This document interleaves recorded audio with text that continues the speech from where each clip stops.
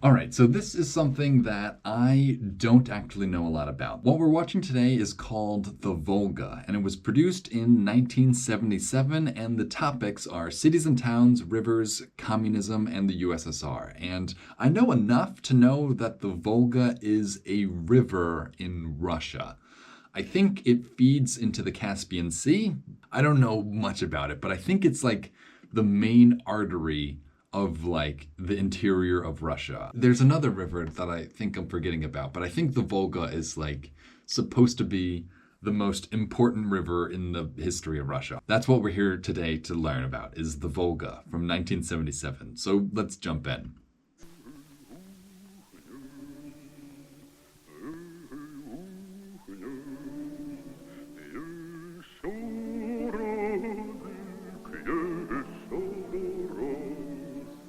All right, that was just 20 straight seconds that I watched this river with nothing happening. So I think we're definitely getting a sense of the Russian editing aesthetic in this.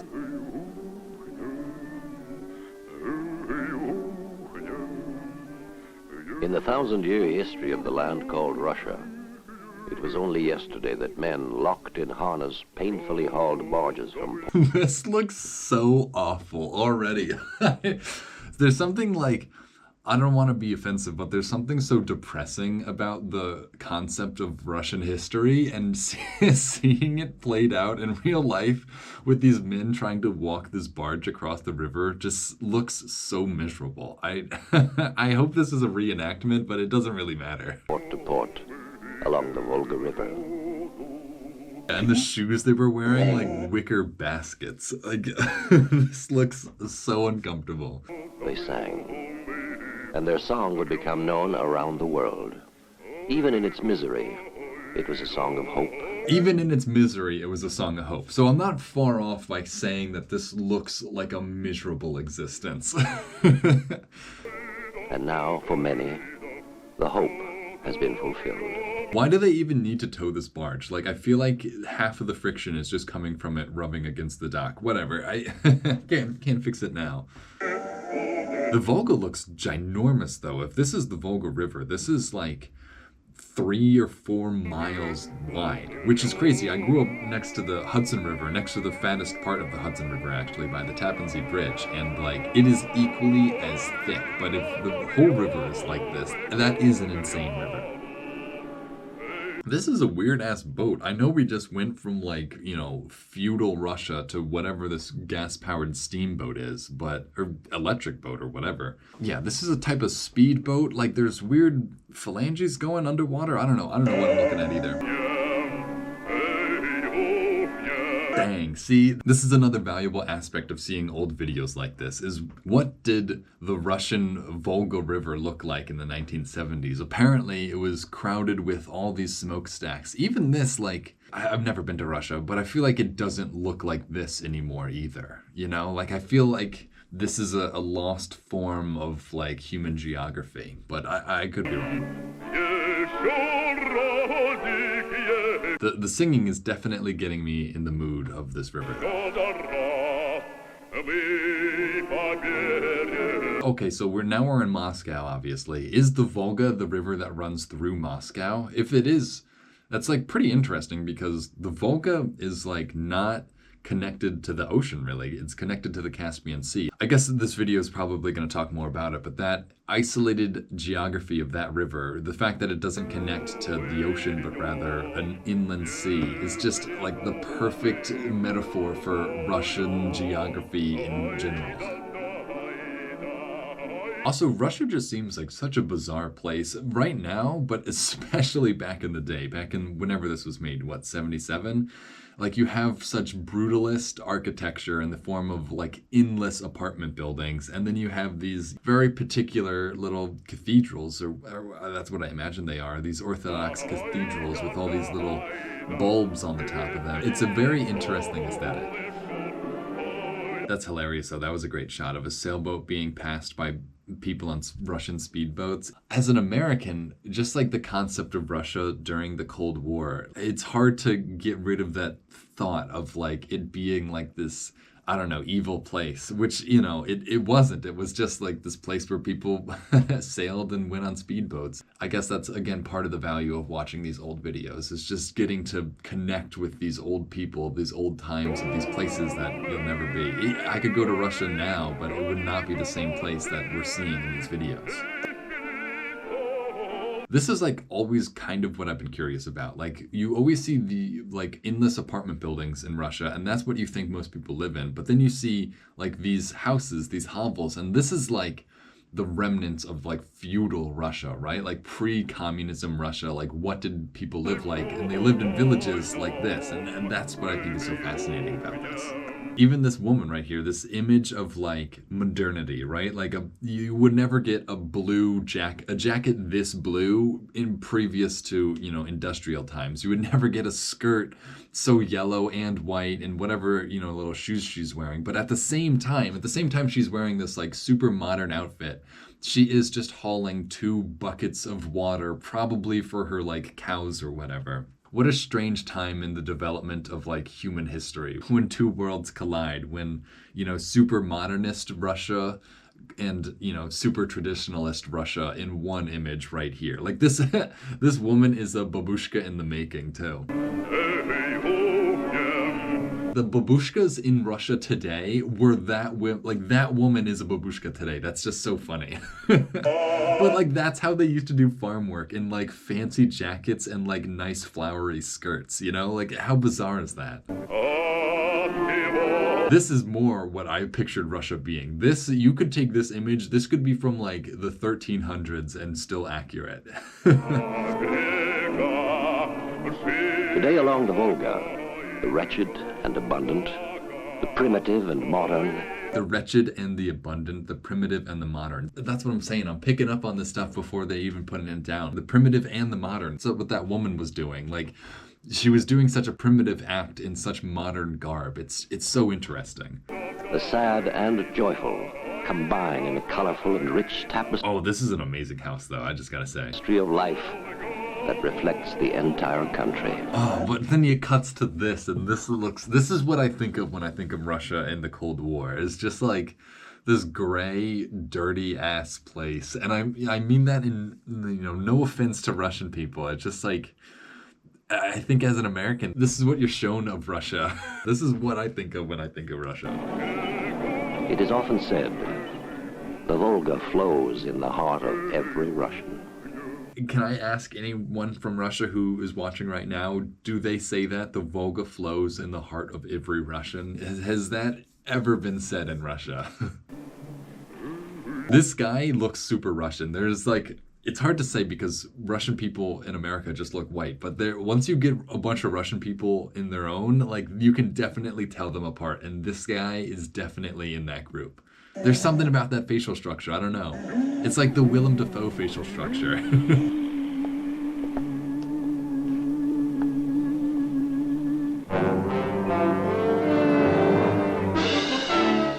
Alright, I did not realize that this is a National Geographic production or program, but I think we're going to keep watching. I usually don't like watching programs that were made by corporations that are still around today. They provide a little bit of trouble when you try to upload their sort of stuff, but we'll see if this works. But also, that's good. It's good to know what our source of information is. This is definitely not coming from Russia. This is a American production of how they perceive Russia, and we need to keep that in mind as we go forward, as anything that they really say or see is coming from the perception of an American, which will definitely help me understand this all more, but I don't think we're gonna get as purely honest of a report as if this was an actual product made in Russia. But I love the National Geographic, so this should be great anyway. Narrated by Jack Palance.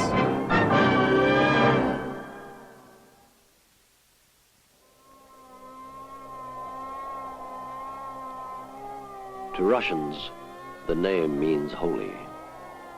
Is that true? Russia means holy?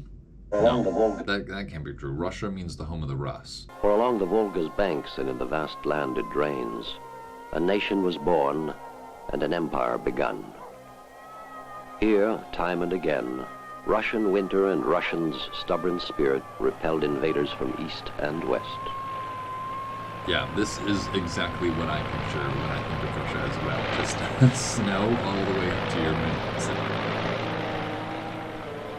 mid. In the gently rolling Volga. What's so funny is that, like, the nature and the landscape is, like, exactly the same as America. Like, there's nothing different about the actual land. It's just, like, how the people inhabit the land that makes it look different, you know? Like, there, you would never find a little pagoda like this out in America with a little roof like that or anything. You can definitely sense the Russian artistic character even in these little tiny bits of architecture, right? Like, you don't need a castle to know that it's Russia. You just need one little hut with a roof shaped like this, and instantly you know. Of course, it helps that there's a sign in Russian right above it, but like, you can definitely tell this is Russia just on the architecture. High hills northwest of Moscow, a small wooden chapel with traditional hand-carved decorations stands as a symbol of old times and old ways. Yeah, see, right, this woman is using the same exact bucket carrying device, I don't know what you call it, but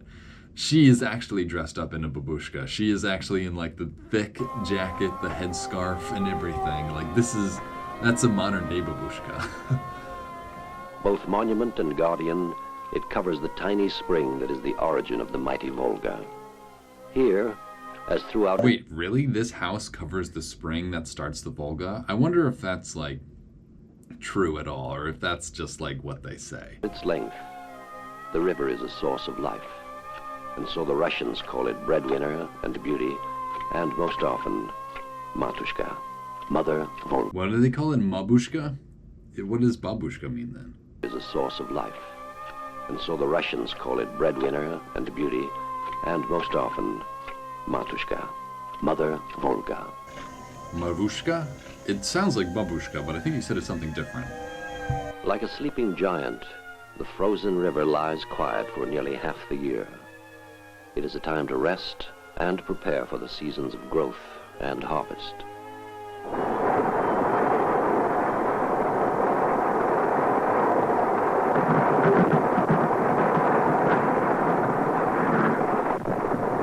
Spring often comes late, and impatient man spurs his machine. That was a great shot, though, this boat coming through the ice. Again, you don't get that in YouTube videos. You don't get a huge ice-breaking boat plowing through the Volga River in any regular YouTube video. You only get that from old-ass documentaries like this. To hasten nature's ways.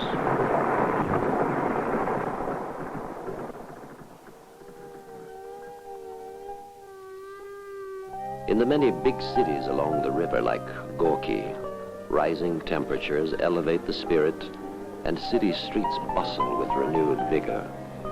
The long, cruel Russian winter is about to end.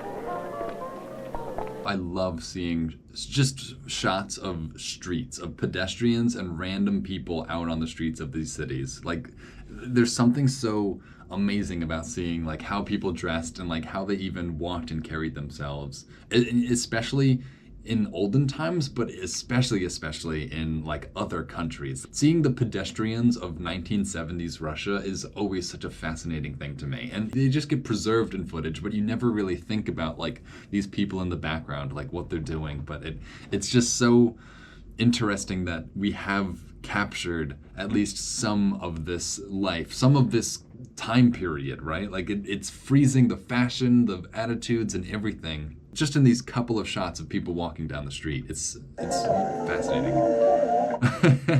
And they wear such interesting stuff. Like, half of it is, like, the most fashionable things you'd ever expect. Like, this jacket would probably cost like $800 if it were being sold now.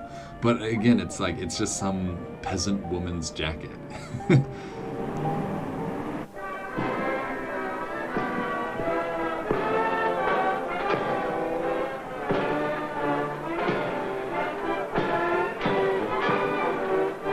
April 22nd, birthday of V.I. Lenin, founding father of the Soviet Union.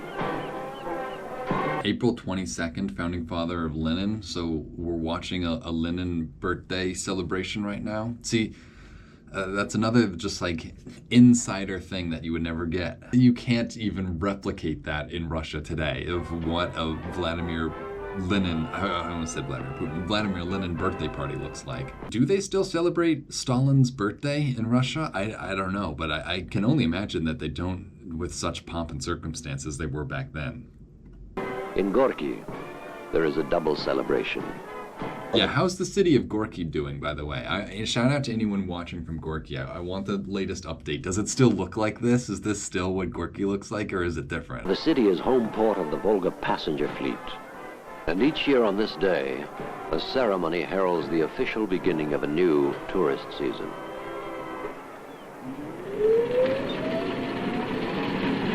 This guy, I don't want to hit on this too much, but whatever this guy is, he also has that like Russian facial feature. Like this guy literally looks like Vladimir Putin from the side even, right? Doesn't he?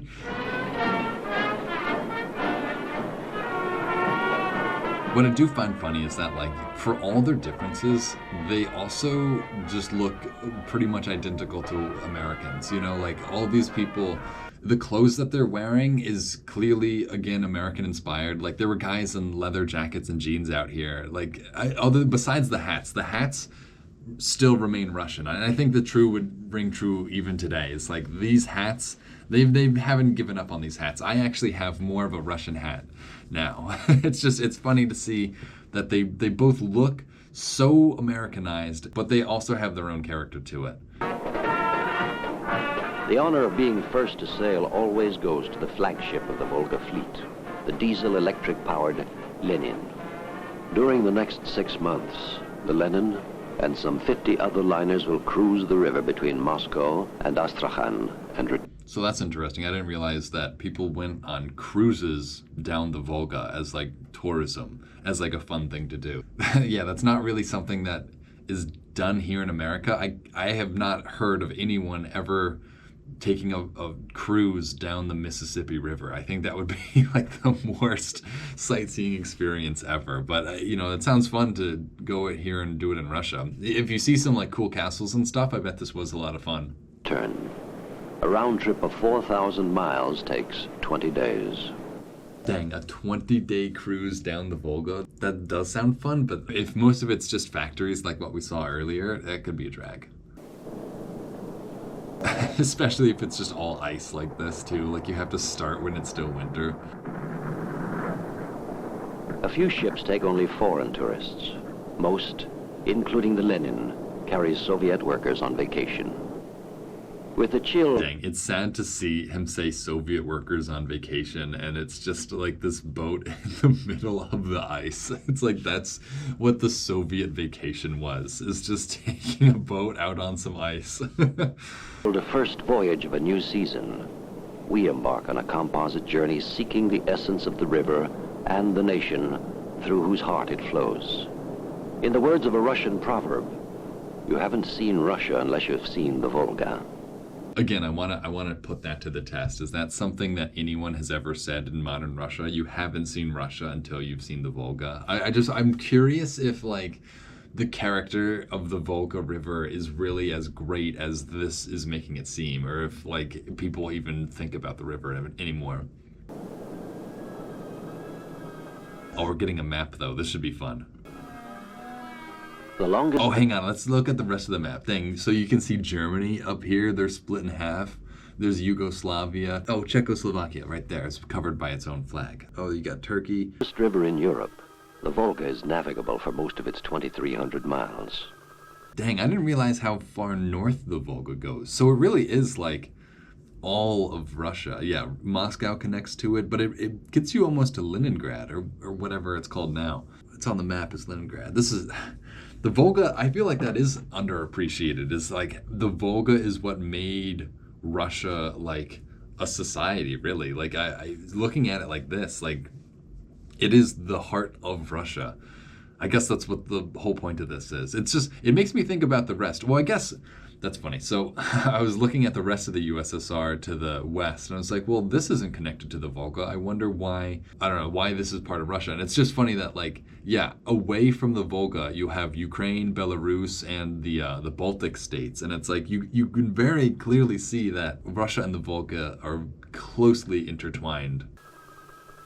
It is called Russia's main highway. With canals, it touches Leningrad and Moscow, links the Baltic and White Seas in the north with the Caspian and Black Seas in the south. Oh, okay, so they can access the ocean through the Volga, but only through this, like, canal that brings them to the Black Sea. That probably was, like, a big moment in, like, Russian history. In American history, there's, like, the Panama Canal, which was, like, the moment that we could access, you know, the Pacific Ocean through the Atlantic. But I can only imagine in Russian history, it's whatever this canal connecting the Volga to the Black Sea is really what, like, opened up Russian seaways to having access to the ocean. This is, like, the only way they can access warm water ports year round, is going through the Black Sea. At times, a cruise along the Volga seems almost like an ocean voyage. Man-made lakes stretch as far as 30 miles across. Water as far as the eye can see. That is wild. Like, that is, it must be a huge river if you can not even see the other side of it.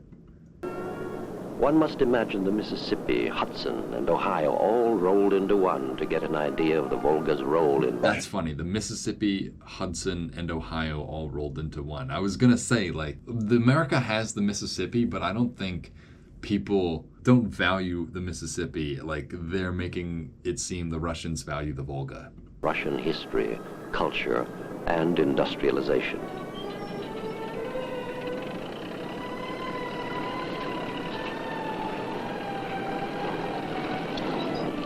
Russians say, the Volga is a good horse. It will carry anything you put on it. Is that something Russians say? The Volga is a good horse. It'll carry anything you put on it. Again, I want to know if this is anything that Russian people actually agree with. Captain of the Lenin since 1965, Vladimir Kirillov feels a special relationship with the Volga. He says, I was born, raised, and educated on the river. I met and married my wife on the river, and I became a communist on the river. He met and married his wife on the river, and he became a communist on the river. Nobody in America is going to say, like, yeah, I met my wife and became, like, a diehard capitalist on the Mississippi River. I mean, maybe they will, maybe, I don't know, everyone in America, but it seems like the Volga has a special heart in these people, or a special place in these people's heart. Love the Volga like a person. Oh, wow, this statue. I have seen this statue in modern times. I didn't know. I guess it makes sense that it's on the Volga, but I don't know where exactly it is in Russia, but I want to see this if I ever go. Isn't it like Mother Russia? Isn't that what the statue is? No place on the river is more revered than the city once known as Stalingrad, scene of the battle that was a turning point in World War II.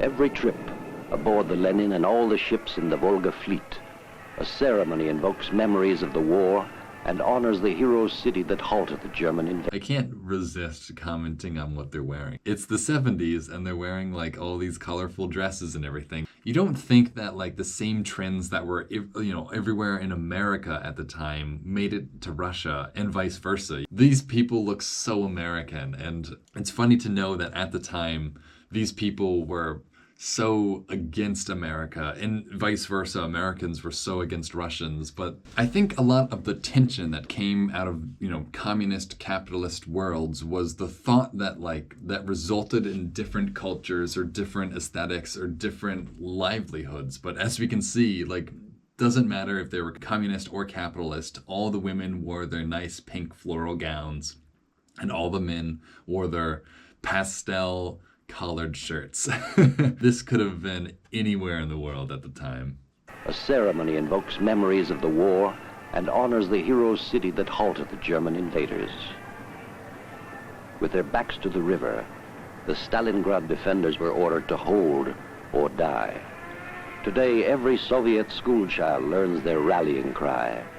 At the will of our motherland and our Communist Party, for us there are no ways of retreat to the other bank of the Volga. Dang, they're just putting that wreath in the water for it to sink.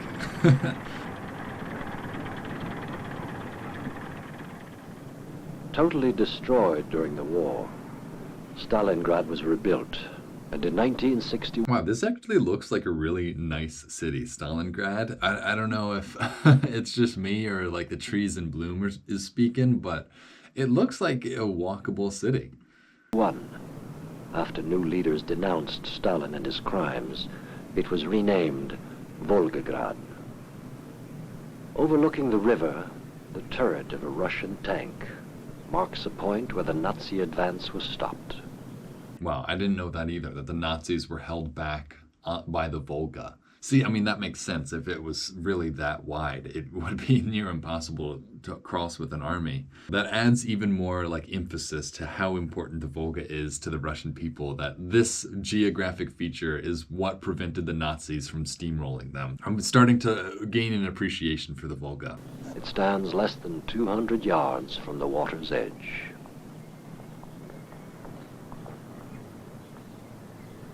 In early May 1976, one of the veterans of the battle returns to Volgograd for Victory Day ceremonies.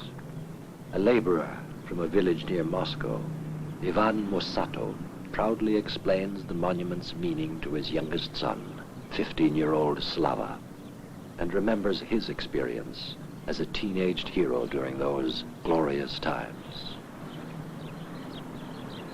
Вот здесь, Слава, стоит монумент в честь воинов-родимцевцев.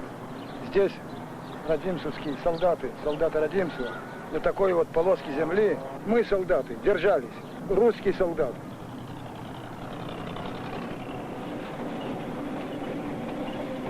At a certain time in Russian history, pretty much every single living man had not only like a close relationship with the wartime period, but had like probably trauma. Every man had some form of trauma surrounding this period. And it's hard to think of like having kids after like a national trauma that would have been like World War II. To have brought kids up after World War II, having no understanding of what the country had just been like is, I would have worked hard to get my children to understand how horrible things were. It's impossible. You can never teach a kid to experience the time before them. I get why they wanted to try and have them understand, but like this part of the world experienced such a horrific period, I guess, in its own history that I don't even blame them for still being scarred by it today. Although reconstruction was swift, one ugly wound was not allowed to heal. For months, the object of heavy bombardment, an old flour mill remains in ruin, testament to horror and heroism. Wow, that's amazing though, that the one destroyed building that they didn't mind leaving was the old flour mill. It's incredible that like this building was bombed so much and it's still standing. Like that, that's old architecture for you, where they just built it as strong as physically possible. Like there was no reason for a flour mill to be able to survive bomb blasts, but here it is, still standing after World War II. I wonder if this is still standing. That's what I'm so curious about when watching all this stuff. Are these still ruins that people go to learn about World War II from, or has this been like demolished and replaced? Like, damn, I'm feeling for this dad right now, trying to teach his son all the battle stories that happened within like a 5-mile radius, and his son just like doesn't look like he even cares.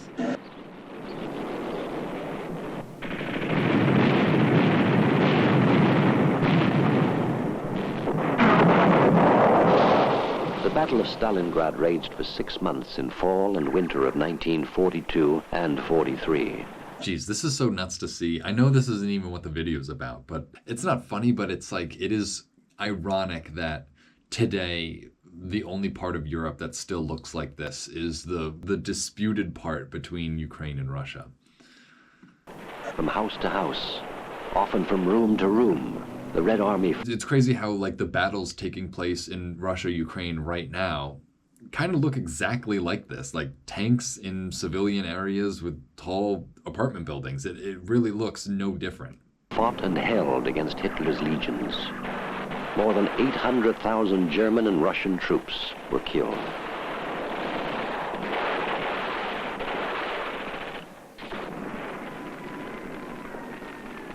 Dang, is this the same building? That would be nuts if they had footage of the building from before the bombing and after. I don't think this is... The other one was made of bricks. Все наши воины, в том числе и моя дивизия, оборонялись на такой полоске земли.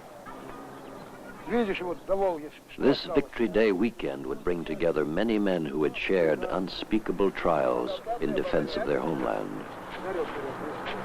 Всем совсем немножко. Иван. Александр Георгиевич. By chance, Ivan Musatov again encounters his commanding officer, retired Colonel Alexander Serkov, now 75 years old. Jeez, look at these guys embracing each other. Like, that's how you know they went through some truly traumatic stuff. It's like when they are just hugging each other, clinging each other so tightly. It like you can tell. You can tell that like they're not letting it out, but they have definitely been damaged by the war that they're speaking of right now. This amount of affection is kind of weird from an American perspective. I'm just going to imagine that Russian people kiss each other on the face all the time, but this is like, this is too much for me.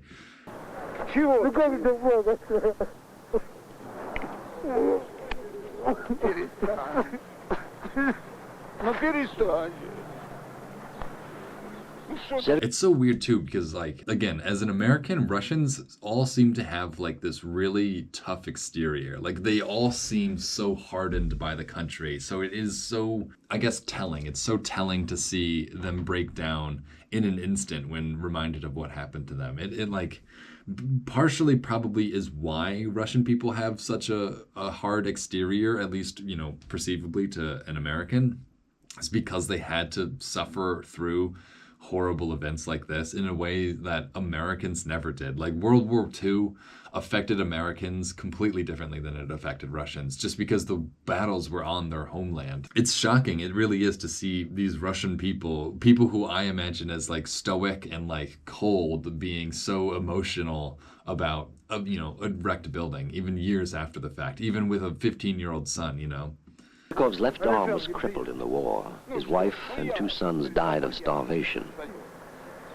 See, I wasn't even thinking of that. He said his wife and 2 sons died of starvation in the war. Like that's, you think of like battles and guns and bombs and stuff, but like imagine fighting in a war and then getting home and your 2 sons have died of starvation. Like that really must leave a mark on you. I'm bumming myself out now.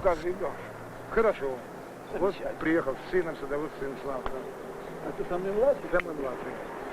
Я все стою. Yeah, but this kid, it's like, dang, like this kid doesn't care at all. It's like, okay, like I'm meeting my dad's friend, whatever. I can get the frustration between the older generations and the newer generations with the respect and the amount of care that they had for these sorts of events. Like to have lived through it must have been so different than to have been told about it from a young age. В 74-м, да. Потому что сейчас уже... Scores of battle dead lie buried in the grassy slopes of Mamayev Hill, guarded by a militant figure representing the motherland. 170 feet high, it is the tallest freestanding statue in the world. Wow, I didn't know that. How can I go back again? How tall? It's the tallest freestanding statue in the world. See, that's another thing. It's like, I feel like in America, the Statue of Liberty is like a very well-known icon for the whole country, really. Like you put that image up and people know what you're talking about, where I don't feel like, at least in America, there is any sort of awareness about this statue, even though it's crazy to think that at the time it was like the tallest statue in the world. If you showed American people this statue, I don't think nearly as many would think of Russia as if you showed Russian people the Statue of Liberty. I don't know what that is. Maybe it's just, you know, the difference in American, you know, cultural output, or, you know, the fact that we've seen the Statue of Liberty in movies and stuff and not this one, but it is amazing to see that this was the biggest statue ever at a certain time, at least. I think it's since been surpassed by one in India, but it looks huge just based on this footage. Guarded by a militant figure representing the motherland. 170 feet high, it is the tallest freestanding statue in the world. I think this is actually a really sick statue. It is Victory Day, May 9th. Enormous crowds constantly stream in and out of the huge memorial complex that covers Mamayev. This literally looks exactly like the Lincoln Memorial, like the reflecting pool and these stairs. Like it, again, it's so funny how similar America and Russia were and are still. They feel like two sides of the same coin a lot of the time. It's like we have the same cultural base of like this, Greco-Roman grandeur of desiring to build like huge structures like this. Both American and Russian civilization take so much influence and inspiration from, classical Greco-Roman stuff that our great monuments always end up looking similar to one another, despite the fact that our whole ideologies are, theoretically opposed to each other. No matter how opposite our thinkings were at the time, like we ended up looking exactly the same. A center of the Stalingrad fighting. Ivan Musatov has met another old comrade in arms, Antonina Nyenynkova, and together they will pay their respects to the fallen heroes. As they approach the Hall of Military Glory, their reminiscing ceases. Like so many of their generation, they are haunted by memories made no less painful by the passage of time. Every year, millions travel to this hall to pay their respect. Seeming to struggle toward the sun from the depths of the earth, a huge hand holds an eternal flame in tribute to the thousands of heroes whose names line the walls. What's so interesting about this is that if you've ever been to Washington, D.C., which I've been a bunch, there are very similar monuments like this, right? Like not in the same kind of brutalist architectural sense, but in the same sense that like people constructed monuments with the hopes of listing names and getting people to pay their respects. Like there's the World War II monument in D.C. It has a very similar vibe. Like it has columns all around, and each column is, I think, a different state that was in the Union at the time, including some other territories and whatnot. But it's just interesting to see that they constructed an area of memorial that is pretty similar to the one that America constructed for itself in Washington, D.C. for the same purpose. I imagine this is a World War II memorial. So we were different societies, but we were so similar at the same time. That really is what we're learning. Of course, Russia experienced far greater losses during World War II, so it makes sense that they wanted to do even more, that they wanted to spend more and commemorate them in more grand of ways. But even still, you can still see that like it's just a circular place with something in the middle. And the one in DC, there's a fountain in the middle, not a flame, which kind of ironic, but it is very similar. It gives you a very similar sense too. And just like the one in DC, yeah, there are tourists being brought there who do not give a crap like these little kids. Many appeals for peace were made this day. None more eloquent than a hand-scrawled note to the National Geographic camera team from Ivan Musatov. He wrote, "I ask you and all the American people, the people of Lincoln, protect the peace, for that is bread and life. Blood." Wow, see, that's so crazy. I didn't even think about that. But yeah, we are at the inside of a very emotionally charged memorial service of some kind. I think they said it was Victory Day, which probably seems like the most important day to celebrate, veterans and whatnot. And at the same time, there is an American film crew inside filming everyone. That is like, it's so bizarre. You think during this time that there was no like coordination or cooperation between Americans and Russians, but then here you see that we got access to their, military funeral, or their military parade, or whatever you want to call it, their military celebration, and we weren't such enemies. It's hard for me to have been born after the fall of the Berlin Wall to actually understand what America's relationship with Russia was like, but just to hear the fact that there were Americans here filming all this, and they were being told by Russians that it was important for everyone to film and keep the peace. It's just makes you realize that the past was more complicated than you ever thought it was. And family. As if seeking eternal life, the Great Hall is never closed. Tape-recorded voices singing Schumann's Träumerei never still. And every day, every hour, a rigid and precise changing of the guard. See, even that, like, we have the changing of the guard in DC. It's in a different spot, but it's funny because in DC, our changing of the guard is in Arlington Cemetery, which I don't know if this is in a cemetery or whatever, but that's also where we have at the JFK Memorial, there's a flame that never burns out, just similar to this one. It's just we use all the same iconography, the same traditions, I guess, really, the same tradition of Tomb of the Unknown Soldier or the changing of the guard, like to have these guards whose purpose isn't really to protect more as it is to honor the grave at all times. It's so strange to see them engaging in exactly the same behavior we have here in America. Oh, that's hilarious. You can see the guy with the microphone. Oh, that's so funny. So the sound we're probably hearing is coming from that microphone, that clicking. I love seeing stuff like that. But again, it's crazy how that looks so disrespectful to have somebody running around the inside of this ring, of this memorial, carrying this big, who even knows what that is, the microphone. And to know that these guys are Americans doing it, it's just, I don't know, it's so crazy that they even had permission to film and make this in here. I don't know why, it feels like Americans should not have been let into this. But it's also funny because we weren't enemies during the war. Americans are equally capable of paying respect to those lost during World War II as Russians are, I think. It's hard because we weren't enemies in that war, but we definitely didn't come out of it as friends.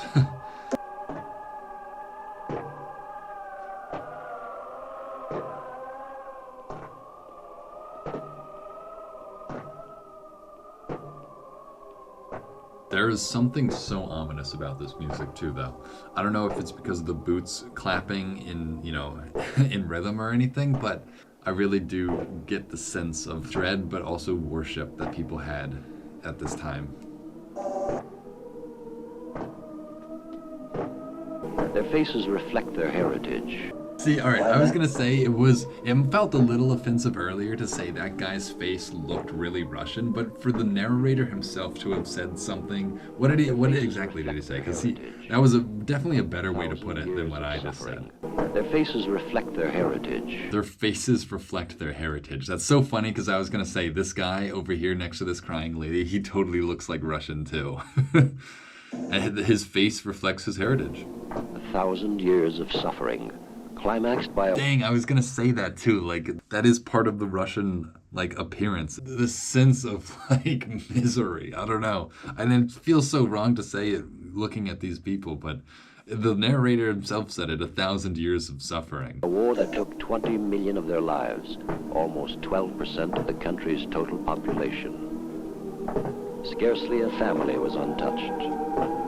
Yeah, it's also hard to communicate just how far-reaching the effects of the war were on the Russian people.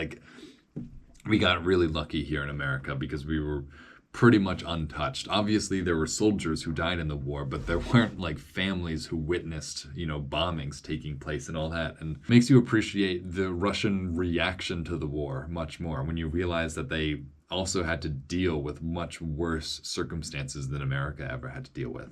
Along to new generations, the memories are not allowed to die.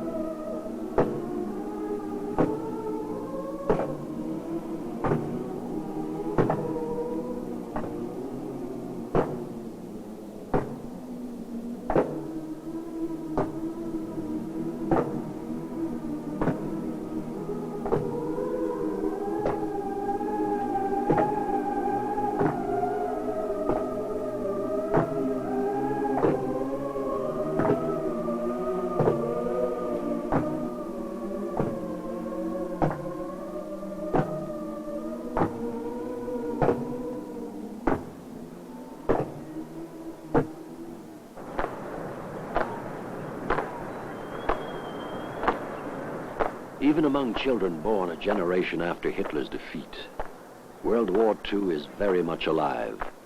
It is called the Great Patriotic War. In city after city. See, that's interesting to think that in Russia they call it by a different name. Like, it's hard to even conceptualize World War II without being attached to World War One. You know, I feel like there's so much to understand about both of them that, like, they do kind of have to be referred to in a similar sense. So to call this, what did he call it? The Great Patriotic War? Like, that's a different lens to be putting on this war, which I'm curious how that affected how people perceived it after the fact. But I wonder if they still do that. I wonder if Russians, like, they must teach it as World War One and World War Two. Like, it's hard to imagine that they don't teach that, at least those phrases, the same way. I don't know. Yeah, somebody please tell me if you're taught World War II or the Great Patriotic War. Which term is used in Russia? Young pioneers, 10 to 15 years old, stand guard at war monuments and repeat a familiar ritual. Dang, imagine a couple of 15-year-olds carrying guns, patrolling war monuments. That is something you would never see in America. You will see 15-year-olds carrying some guns, but they will never be doing so respectfully for, war memorials. Communist counterpart to scouting, the pioneer movement combines patriotism and politics. Members are taught to love the party as they love the country. Are these like the Russian Boy Scouts or the kids who dress up and carry guns around them? The slogan is everywhere: party and people. This totally is like the Russian Boy Scouts. Well, I guess there's girls involved too. I don't know. Are one.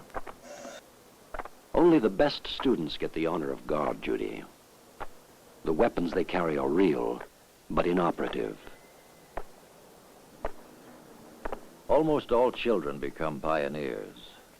More than half go on up through the Young Communist League. Only an elite few, 6.2% of the population, achieve membership in the ruling Communist Party.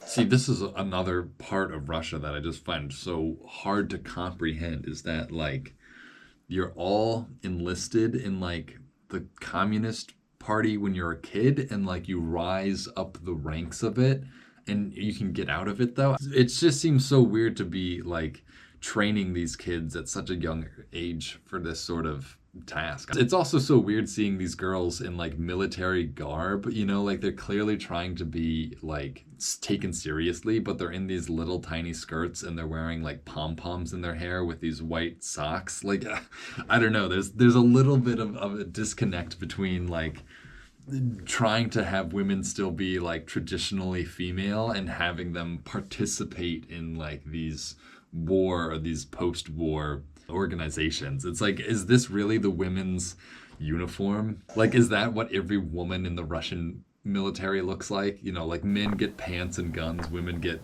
skirts and pom-poms in their hair. We haven't talked about the Volga River in a very long time. In a rare concession, Soviet authorities allowed the National Geographic team to spend several days aboard the Lenin. Okay, I was gonna ask how they exactly got permission to film all this, because it really does not feel like Americans could have gotten access onto, the maiden ship of the Lenin, but I guess they did. That's what makes National Geographic so amazing, is they got permission to do this sort of stuff. Usually, foreigners may not travel aboard a ship carrying Russian vacationers. The radio officer's wake-up call begins a typical day. Radio programs, ship's announcements, and recorded music will follow almost continuously until late evening.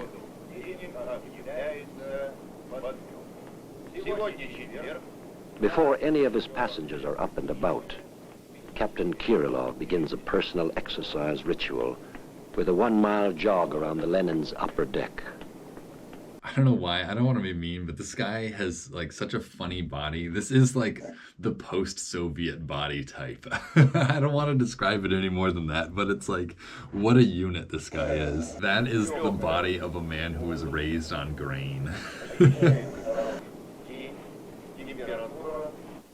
17 градусов, а сейчас мы включаем последний известие.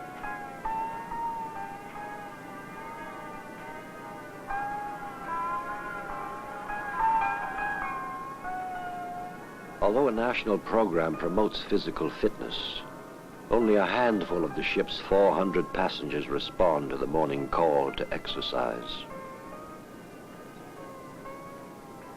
This really is just a window into a different time and a different place, because there is something so... I feel like fitness was also getting big in America at the time. Who started it, you know? Like, it's like the space race, but for like physical, personal fitness. Like, were the Russians doing this and then the Americans started copying them? Or were the Russians trying to catch up to the Americans because we were already going to the gym? I feel like gym culture in America is newer than this. So I feel like this might have been the original, like, government forces people to exercise sort of thing. It's just also funny to see, like, how they exercise, like, what their exercises are. Like, obviously they're stretching, but then this guy's just, like, pulling a couple of rubber bands. Yeah, like, they're all just doing, like, these weird, like, stretches. If this was America, the first thing you would have seen was somebody doing push-ups, but nobody's doing push-ups. They're all just stretching. Oh, is this the same part of the Volga that we saw earlier that's just factories, too? That's funny. Soviet workers often get a cruise or other excursion as reward for exemplary performance on the job and in the community. The 20-day cruise with all meals costs about $150. Hang on, that's crazy. A 20-day cruise, I think it said meals included, is $150. Obviously, inflation, that's probably not the same, but that seems really cheap still. Like, if I don't know how much things have inflated, but even like 10 times the price would still be a good deal. Like $1,500 for a 20-day cruise is still like an amazing deal, especially with food included. I don't know if this is like I'm secretly seeing like the idyllic side of Russia, or like the part that only a few people ever actually got to have, you know, like how many people actually got to go on these mandated tourism cruises down the Volga. I have no idea. But most people pay less than a third, with their trade unions paying the balance. Those considered most deserving may pay nothing at all. Fully air-conditioned, the Lenin is a comfortable ship. This is hilarious, seeing these old women in their bathing suits, though. I wish I had the words to describe why it's so funny. I think as an American, you really never think of it being warm in Russia. Like, you see babushkas in their, like, you know, 3 jackets and their headscarves, and you don't picture the day that the sun comes out and the babushkas put on their 2 pieces and they bathe on cruises. But clearly that happened. Its staterooms are of 2 classes, first class and deluxe, except for It's even so funny seeing their swimsuits. Like, the men wore like these little Speedos. I don't have any better language to describe it other than it being funny seeing them like this. Shortage of toilets, it would qualify. It just seems so like happy still, you know, like it really does conflict with my American notions of what the 70s, Russia during the 70s was like. I was not thinking people in bikinis on, you know, sailboats. Qualify as a luxury vessel anywhere in the world.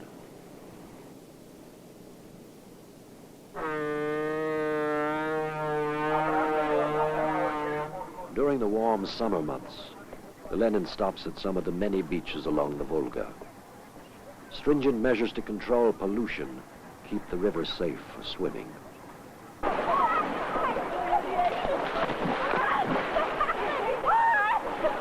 I don't want to be mean to anyone, but I feel like I've seen a lot of those like clips of people in old-timey situations, and it's always like, look how like skinny everyone is, look how like fit and healthy everyone looks. But I'm not really getting that from this. I'm actually surprised to see that, like, even after like decades of starvation and famine, a lot of these Russian women still had a few more winter layers.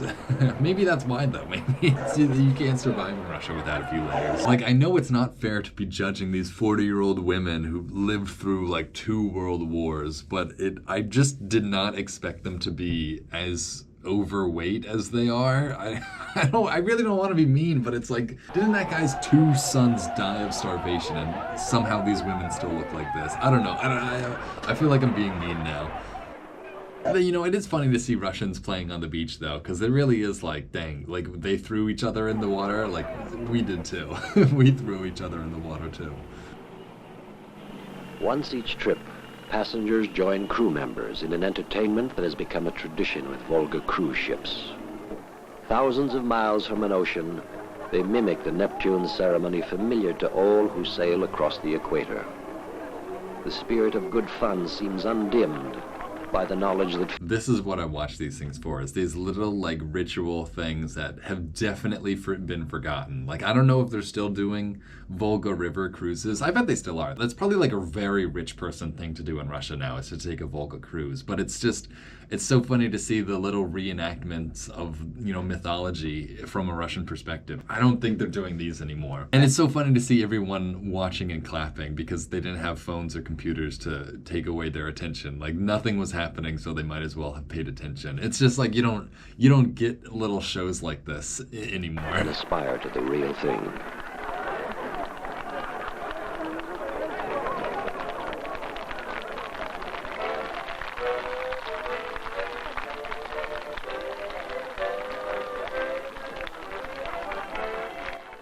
And the music that they're playing in the background is like, I don't know what the song is called, but that's like the wedding music. I think that song plays like at every wedding in every single American television program ever. And it's just funny that they're listening to it as, you know, Neptune walks out onto the banks of the Volga. On behalf of all assembled, the captain pays his respects to King Neptune. Им подвластно все на свете, как и светлости твоей.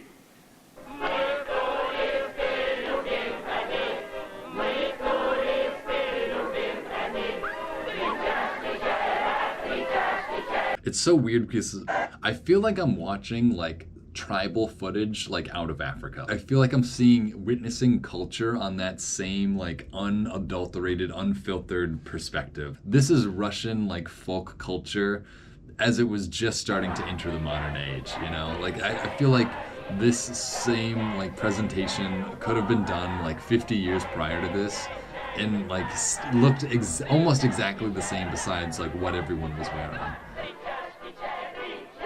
Just some good old family fun with the kids out here on the beach of the Volga.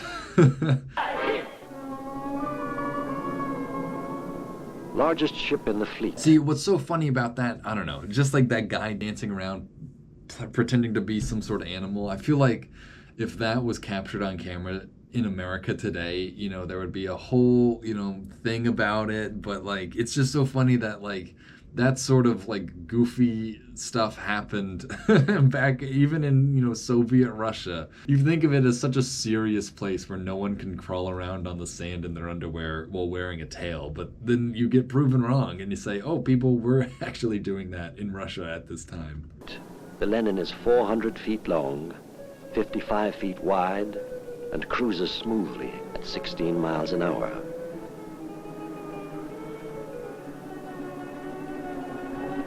Shipboard entertainment is strictly Russian.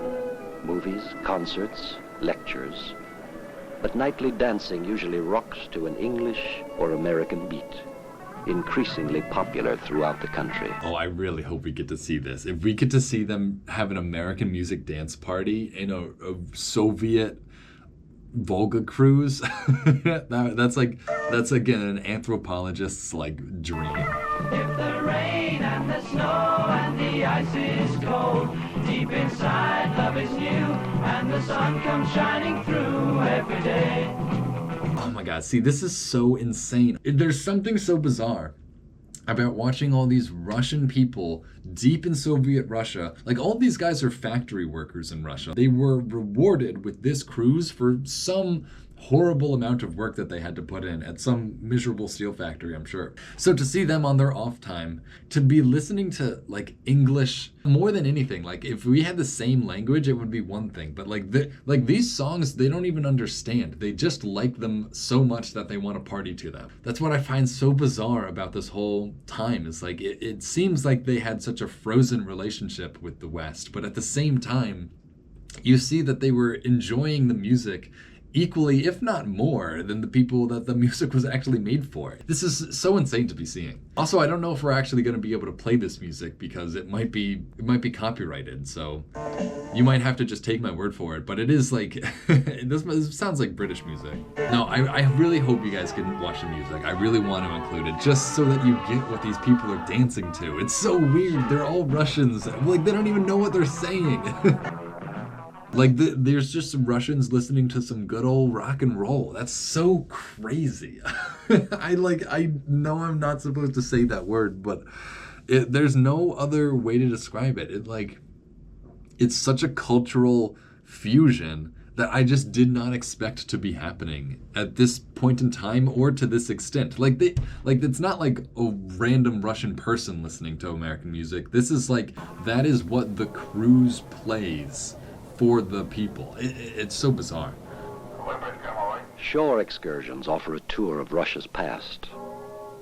Old Orthodox churches and monasteries, left to decay after the revolution, are being preserved and restored, not as places of religion, but as architectural monuments and museums. After 1,000 years of Christianity, Russia today is officially atheist. Its constitution proclaims both freedom of religion and of anti-religious propaganda.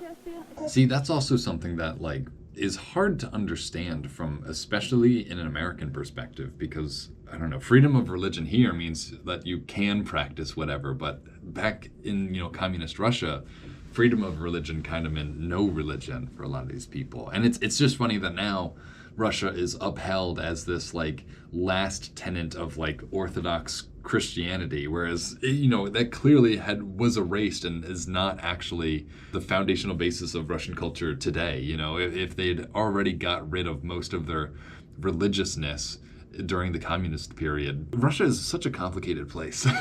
These are some really cool churches, though. I'd really like to visit something like this.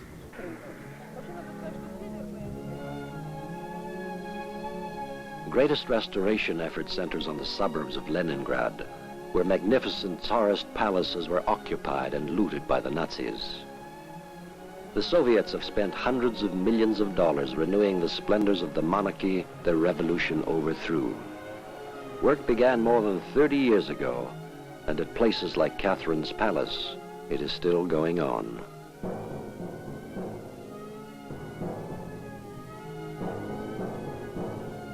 The palaces were built as symbols to show the world. Yeah, see, that's the crazy thing about America's perspective on World War II is nothing besides Pearl Harbor was actually destroyed. None of our buildings, none of our infrastructure, nothing. But not only was it different for Russia, not only did they have their buildings and their infrastructure destroyed, but their finest palaces, there's no palace like this, even close to like this in America. This is something that's purely European in nature. And to have that destroyed is just, unthinkable. You lose a part of your nation's culture by having some of these buildings get destroyed. And it must have been horrifying to see Russia literally being erased structurally by the Nazis. It's just insane. I get why they wanted to rebuild these structures. That Russia, just emerging from centuries of backward isolation, could emulate and surpass the glories of Western empires. Now the Soviets have had to train a new generation in the old painstaking techniques of Western European artists and craftsmen. See, again, that's another aspect of Russia that's so fascinating, is that I feel like half of Russia is just defined in defiance of Western Europe. Russia is very clearly European, but has always strove to not just take the lead from Western Europe and has always tried to do its own thing. But it's crazy to see that in this time, in what feels like the most isolationist period of Russia's history, at least from an outside, young American perspective, during the communist years, for them to be not only teaching their artists, Western techniques, but really investing in that in order to recapture the glory of Russia, what was once Russia. They are needing to learn Western artistic techniques. The goal has been not mere copying, but faithful reproduction. One artisan said, "We must forget what we know of modern methods and materials and try to imagine ourselves working as apprentices at the feet of the old masters. Only in this way can we learn their feelings for color and form."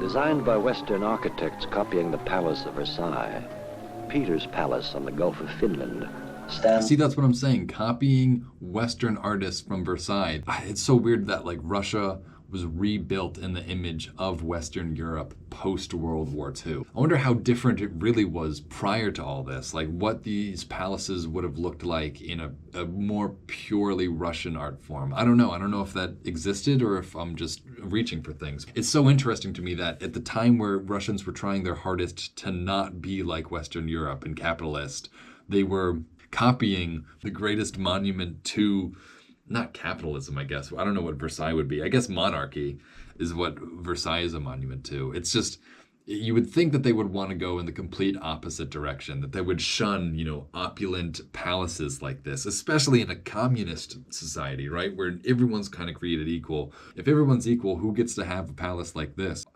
This is not what I would have expected to see Russians prioritizing in this period. Stands as the most spectacular testament. It does look amazing, though. This is, like, way nicer than Versailles, just based on this one image I'm seeing. The restorer's art.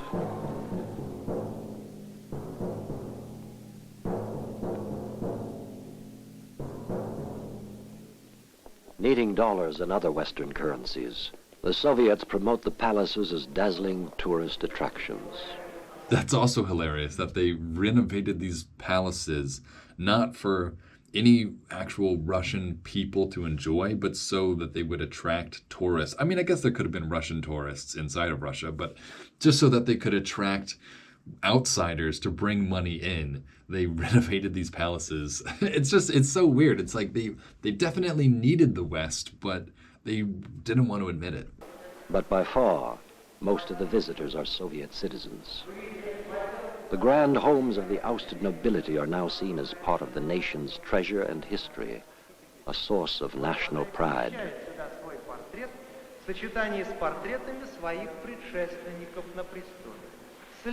Once these places belonged only to a few people, they are often told.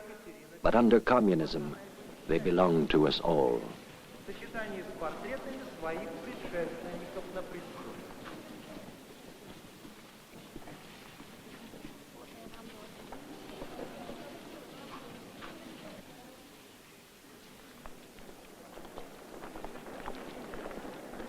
Even more meticulously honored is a legacy of recent history. Vladimir Ilyich Lenin is revered, worshipped, in ways that Westerners find hard to comprehend. Well, it's ironic because now that's easy for me to comprehend that they worshipped Lenin. Like all of that chapter of history is closed, so it makes more sense. Like I was expecting to see a lot more Lenin, actually. But it's funny that would have been off-putting to us back then. His birthplace on the Volga. Wait, is this Lenin's house? I feel like I have seen this before. Like, it's perfectly preserved, but like, what can you even learn about it when it's surrounded by this like concrete new building? Like, it's so weird to preserve an old house, but not the neighborhood, that's a great saying, I feel like, waiting to be made. Like, you kept the house but lost the neighborhood. How do you put yourself in the shoes of a person who lived in this house if you don't know what they looked at out of their window even, And his family's various homes. It's so weird that they chose to preserve this house in this manner. Have become shrines. And like this reminds me of what the Kaaba in Mecca, like like an equally of valued like site, but it's just like a plain wooden house. The founder of the world's first socialist state came from a middle-class family. His father was a school administrator, a well-paid member of the educational establishment of his time. Lenin turned revolutionary while a student, and his university classroom today stands as yet another shrine. That feels like they're pushing it a little too far. To preserve the schoolroom in which Lenin was taught, I feel like that is like becoming a cult, because like who cares about the classroom? I don't know. It's funny to think that like they preserved every aspect of Lenin's life as if that was like the key to understanding like him as a person. It's just he really was like a patron saint to these people, or at least to some of them. I guess it is hard for a Westerner to wrap their heads around. We don't really do that here in America, at least not for like modern presidents. Like you might see Washington everywhere or like Lincoln, but like that's, I feel like, completely different than seeing Lenin, especially back then. After his death in 1924, Lenin's widow pleaded, build no monuments to him, name no places after him, organize no pompous festivities in his honor. During his lifetime, he placed no store in such things. They only depressed him.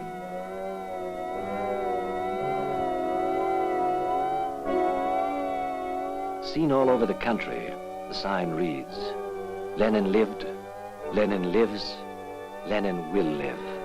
His presence is everywhere.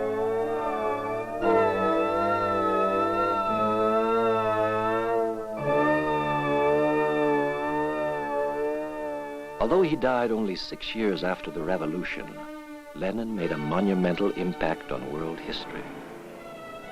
Soviet reverence of him has no counterpart in the West. It's as if Washington, Jefferson, and Lincoln were combined in one individual. That's what I was saying. Like the status people attribute to Washington or Lincoln or Jefferson, like there is no like person who was on every statue, on every poster here in America. And it is bizarre to see such a cult of personality that rose around Lenin. And especially given the communist ideals that he championed, feel so totally against the worship that he received himself, you know? Like it feels like everyone's misinterpreting his message by plastering his face everywhere. I feel like Lenin would not have actually have liked seeing what became of Russia. Even what became of communist Russia. I mean, I could be wrong. I don't know about Lenin all that much, but even that little bit feels like it would have been against this. And given the religious aura of a saint.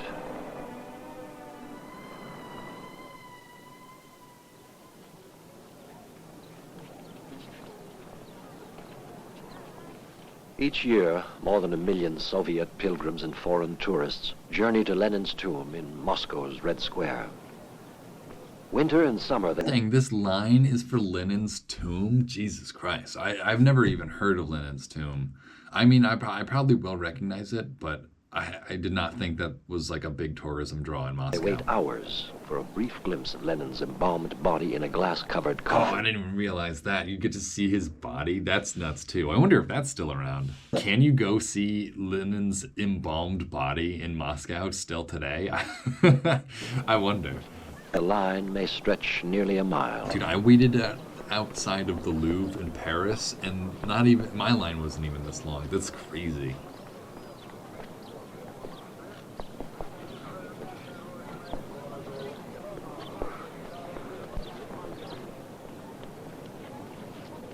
Lenin called his Communist Party the mind, honor, and conscience of our epoch. Today, the party's leaders who govern in his name proclaim his teachings the highest achievements of human thought, and solemnly declare that he is worshipped by working people throughout the world. The mausoleum is held sacred. Zealous security guards sternly scrutinize everyone in line. Photography inside is strictly forbidden.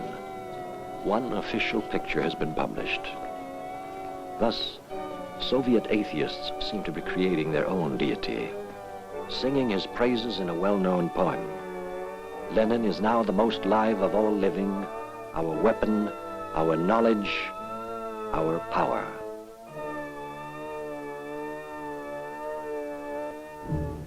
Dang, that's the end? Wasn't this supposed to be about the Volga? I feel like this shouldn't have even been in the blue. Now that I've watched it, this feels more like a red video. I can't believe that was the end. The end, part 1. Okay. I mean, I guess I did learn about the Volga, but I feel like this was really more, I mean, that's the irony, right?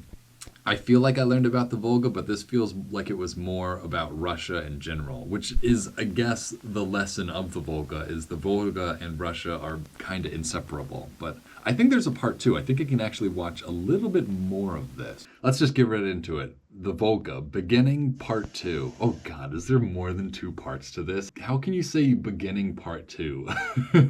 That makes no sense. Whatever, this is the last of it we're gonna watch. We've got 20 minutes left. Oh, you're probably already like an hour into this. A new city on the middle Volga is proudly hailed as fulfilling Lenin's dream of a new society and a new kind of human being. Wow, this is crazy. To see a brand new Russian city being built, I feel like that is also something that doesn't really happen nowadays, is like whole new cities are just built. I feel like that's the strength of communism, of like the central power of planning everything is like they just decided they wanted a city here, so they put a city here. Seeing it on this scale is just nuts. Soviet man. A modern city of 500,000 sprang up almost overnight on what had been empty land. Yeah, sprang up almost overnight, 500,000 on empty land because they ordered it to exist. This is nuts. Is this Astrakhan? I think that's what this is. Each towering, mass-produced apartment block has its own nursery and kindergarten. That is pretty smart. Every single one of these buildings has its own nursery and kindergarten. Something seems so, like, I don't know, depressing about living in one of these, but then you realize that, like, these apartments also came with, like, so many amenities of life. Like, I bet they had doctor's offices in them and whatnot as well. It must have been nice growing up in this period of Russia, I guess. Like, relative to previous to it and after it. I don't know. This might have been, like, the unsung golden age of Russia in the mid-20th century. There might have like a very brief communist golden age. To take care of children for 8 to 12 hours a day. All right, I know I'm saying I'm not going to say people look Russian, but this kid on the side, on the left, that even this baby looks Russian as heck.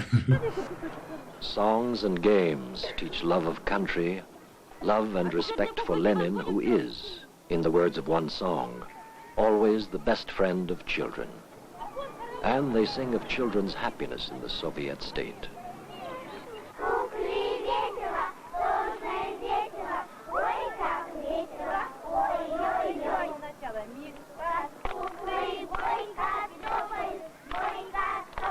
This is so funny because, again, these kids, they just look like any other kids. These kids could be American school kids, if not for the little hats that they're wearing. That is definitely the most telling part of their outfits. It's just funny that you'd think that everyone just wore gray and dull drab clothes back in communist Russia, but they are in very colorful outfits.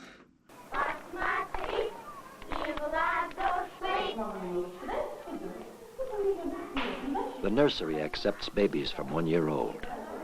Almost from their first steps, the children learn to live in groups. What are they trying to make this baby do? Walk up a ramp?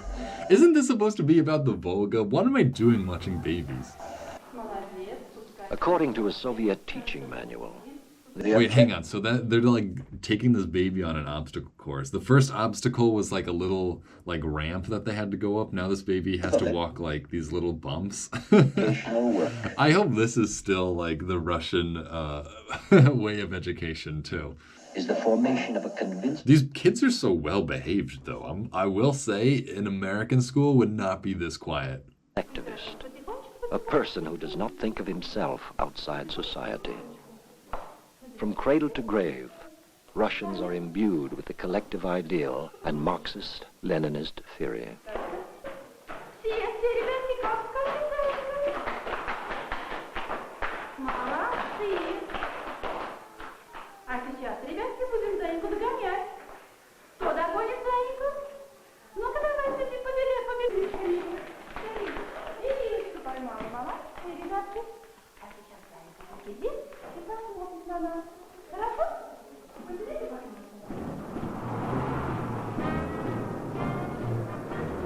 The city's reason for being is the Volga Automobile Works, one of the largest auto factories in the world.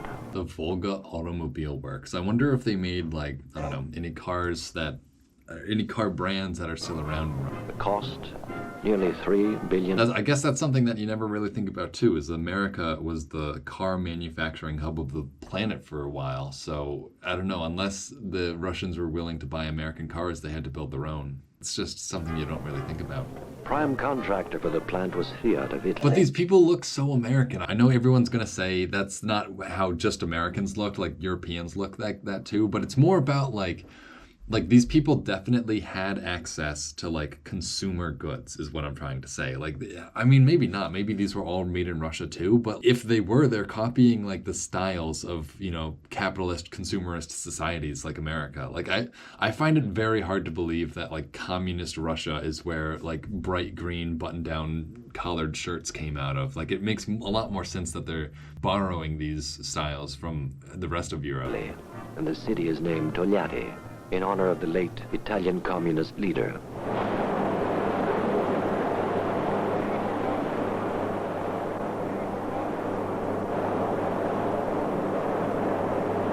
Virtually self-contained, the plant pours its own steel and aluminum, makes everything for the car except glass, rubber, and electrical system. See, that's also the crazy economic system of communism, where you can have a factory that literally makes cars from like start to finish. Like it pours all the metal and everything that like you couldn't have really gotten that in American factories. Like every step had to be separate so that there wasn't a monopoly. But here there was just like an actual car factory. Like raw materials go in, cars come out.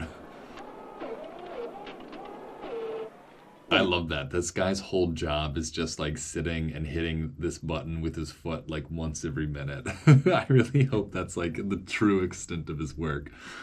Oh, and these people working in the steel factory, I said that earlier, didn't I? The people working in the steel factory are the same ones that are being put on that cruise for 2 weeks, you know? Like you do like a whole year in this factory and then you get to go on this cruise. Women comprise nearly half the workforce, do all but the most strenuous jobs, and get equal pay for it. Wow, a woman in the car factory workplace in Soviet Russia, though. It's a little more progressive than I really expected. For equal work. Wages are relatively high, an average of $216 a month. In Togliatti, Yeah, a woman, I was going to say it's one thing for a woman to be driving a little cart around, but this woman is like straight up welding. Like for what it's worth, there does seem to have been some degree of gender neutrality going on with these factories. I don't know if that's just me. I was just not expecting like a woman to be, welding in this car factory. Throughout the country, rents are low, about 5% of income.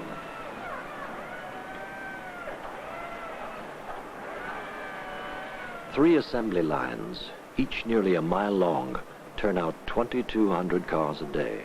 A modified Fiat. I know that car factories were operating like this even before then. Ford came up with the assembly line, to some degree, not exactly, but it is bizarre to see like a factory making these products from beginning to end, I guess. To actually produce 2,000 cars a day, or how many, 200? 124. Not many Russians own cars, but the number is growing. Demand is great, and there's a long waiting list, despite extremely high prices. The cheapest model made in the Volga factory sells for $7,500. $7,500? That is pretty expensive. That, multiply that by 10, that is $75,000. That would be an expensive purchase. But it's weird because in America, cars, ever since their invention, were kind of a necessity here, where it's did Russian people even need cars, really? I mean, they could have used them, but I don't think the cities were built the same way where you needed cars. It's just interesting to see them trying to play catch up with this American technology, which they were definitely, capable of. It's just, these always make me think, and I never have the words to actually express why it's so interesting that they were making cars at such a big scale back in the day. Instead of buying But outside the Soviet Union, the same car costs only $1,900. By keeping down the number of privately owned cars through high prices, the government avoids many problems inherent in a mobile and motorized society. Low prices outside the country enable Soviet industry to compete in new markets for sorely needed foreign exchange. I don't know why, but this car factory, I guess it's because cars to me are something that is so American. You know, like I don't want to say they were invented here, but they were definitely like perfected here in America, or at least to a degree. The manufacturing of cars, I will say, is something that I feel like was perfected here in America. So it's so strange to not only see it in Soviet Russia, but to see it with this, you know, this poster in the background, to see the production of cars being seen as something that is innately patriotic from the Soviet perspective. It's like they're taking the same luxury and the same amenities that were produced in the Western world and kind of using that to convince people of communism. You know, like, look how great communism is. It produces cars. Look at how great Lenin is. He's in the back of this car manufacturing facility. It's probably the same argument people were having back then. It's like, well, capitalism produced cars, and now like communists are manufacturing them. And the car especially feels like a innately capitalistic, or I guess like democratic vehicle, right? Like everyone gets a choice of where they go, when they go. It just feels like something that is so anti to what I understand to be like Soviet communist ideals. But, you know, that's why this is interesting.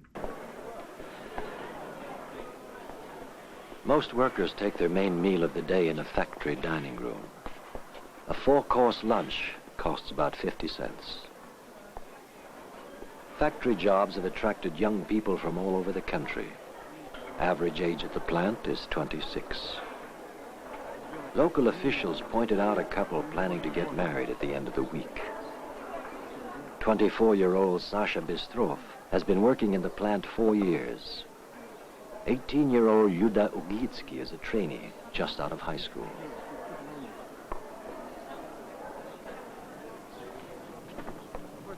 Almost all their time together is spent in public places. One reason is a housing shortage that makes privacy all but impossible. Another... I see this and I think, wow, everyone's like just doing stuff outside. I wonder why. And they say the housing crisis. Like everyone's outside because they don't actually have houses. is a long-standing Victorian tradition outwardly unchanged by the revolution. Lenin preached a stern moral code and labeled immoral behavior as bourgeois. He said self-control is not slavery, not even in love. You know, I agree with that. How lacking self-control is kind of a characteristic of somebody who was wealthy, because if you were wealthy, you never needed to develop self-control. But again, you could write a whole paper about that, of how, yeah, your behavior reflects your socioeconomic status, and how, especially in a place that demonizes the wealthy, to be a person who cannot control themselves is seen. Such a complex line of thought, but it makes so much sense in this context. Also, this guy's shirt, I just gotta say, the fashion, like this girl has a pretty cute top, but this guy's like V-neck, striped, like, I don't know. They don't make shirts like that anymore either. Sasha lives in one of the factory-sponsored dormitories for single workers. He shares a small flat, 2 bedrooms, kitchen and bath, with 3 other men. Pays $10 a month rent. $10 a month rent? I even like multiply that by 10. It's like $100 a month for rent. Oh, and look who it is. It's Paul McCartney. See, that's what's so funny is like, who's hanging up in this guy's wall? Not Vladimir Lenin, but John Lennon. That was Paul McCartney, but that's like the play. And he's playing a guitar. See, I read this as so American, you know? And I guess he had Paul McCartney, so it might be British or whatever, but like, for this Russian guy to be playing an electric guitar, this isn't even an acoustic guitar. He has an electric guitar that he's learning to play on without an amp.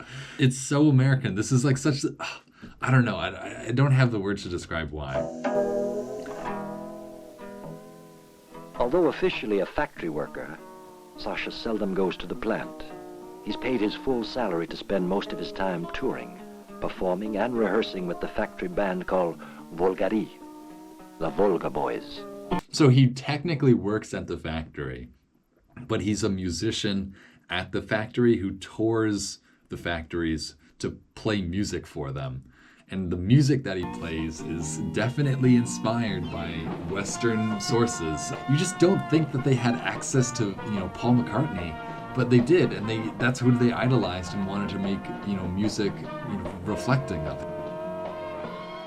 So this is hilarious. This is the band that would play for the factory. I wonder if they played like all day, or if they it was like a concert sort of thing.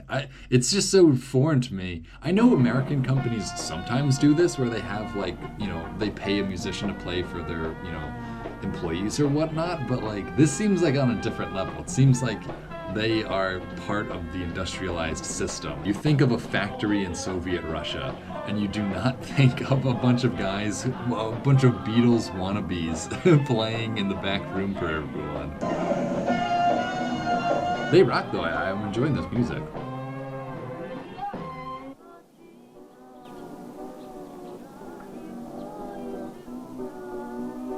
Lyuda lives with her mother, a local Communist Party official. She shares Sasha's love for music, sees her factory work as merely temporary. She hopes to continue her education and become a music teacher.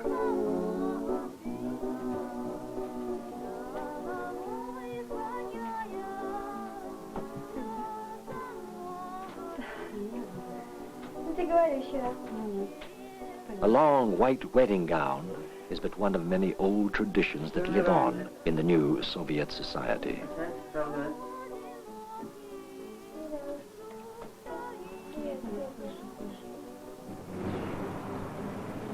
In cars lent by the factory and decorated by their... Look at this reeking car with the balloons, the 2 balloons on the front, and what shape of a balloon is that even? In Soviet Russia, does that really have balloons? Sasha and Yuda arrive at the wedding palace. An official of the city government and a representative of the party will perform the brief civil ceremony.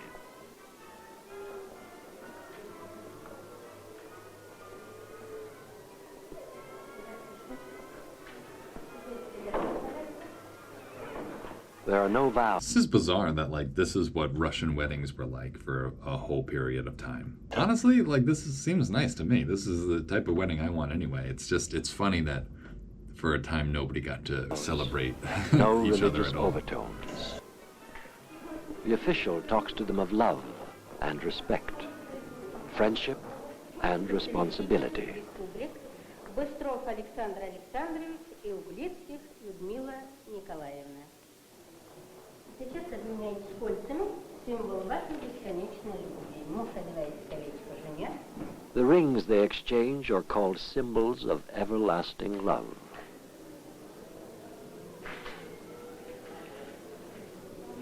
Жена мужу.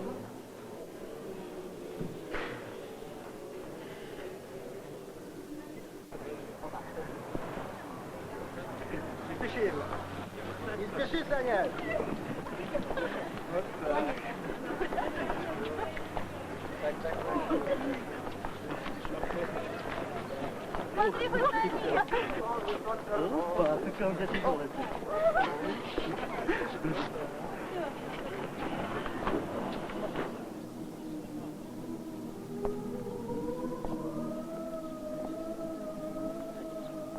A memorial visit to place flowers at the local war monument is a relatively recent custom. Officially encouraged, it is observed throughout the country. That's interesting that even celebrations not related to the war still developed this pattern of putting flowers on the war memorial. That's, again, that goes to show just how affected Russia was by the war more so than America ever was, because you would never go from a wedding to a World War II memorial to put flowers. Maybe, but that is not anything that is regular here in America. On the threshold of a new life, they reflect on their nation's sacrifice and glory.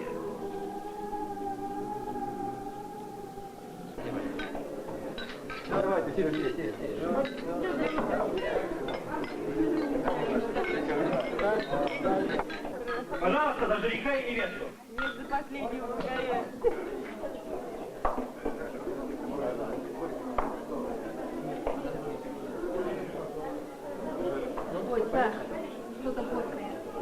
Oh man, that was just an awkward shot that they just got. Him going in for the kiss, getting like the lightest peck, and then her face totally changing. I don't know. I don't have any commentary on that. That was just like, that was so telling about the true state of these people's minds.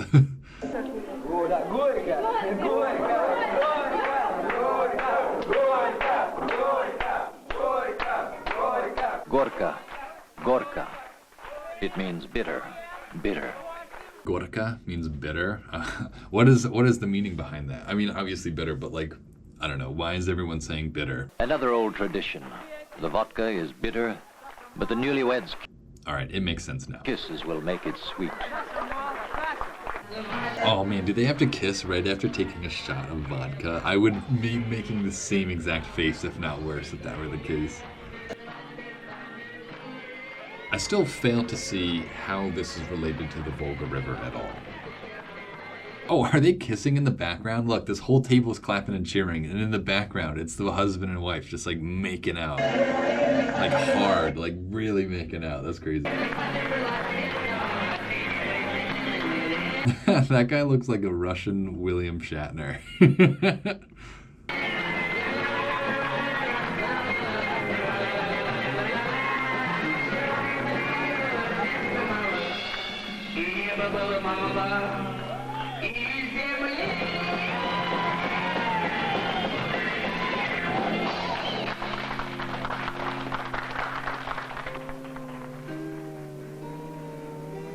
All right, we're back. We're back on the Volga, finally. It's been like 12 minutes of watching this part 2, and we still haven't even returned to the river. The look of old Russia dominates the rural areas, where some 100 million Soviet citizens still live. See, this is what I was hoping to see. They just said it, old Russia. Like, I'm so fascinated by, like, what preceded the communist revolution in terms of, like, architecture and culture. I feel like that is still what you sort of get to see in these shots, is, like, what old Russia before the, you know, concrete apartment buildings looked like. And it's interesting because it does look medieval. About 200 miles upstream from Tolyatti, the village of Marie Lubova. See, all right, let's contrast this girl getting water and the girl that we saw at the beginning, right? That lady was wearing like a bright blue jacket and like a bright flowery pink skirt. This is what I was expecting, like a dull brownish gray, like full body skirt. Like this is clearly a girl who, yeah, is raised in the heartland of Russia, whereas that other girl was like raised in the new city. The homes lack plumbing, and water must be carried from the Volga. But like, look at this girl. This girl probably was like so strong. Like that's what I think a lot of people forget about Russians. It's just like how much work and how hard of work they had to do their whole lives. But there is electricity. Most of the residents have television. Houses belong to the people. See, what's so funny is that this doesn't look all that dissimilar from America. Like the houses lined up in a suburb style. Even, are these street lights? There's no way they had street lights. Like they don't even have a paved road. That's what I was gonna say. Like the only thing that tells me this is definitely not America is the dirt road. Like there is no way there would be a dirt road right next to all these houses in America, especially with these, I don't know if these are street lamps or not. They look like street lamps. It's just hard to imagine this place even having electricity. But I guess they just said it, right? They all have TV and stuff. Belong to the people, but the land is owned by the state.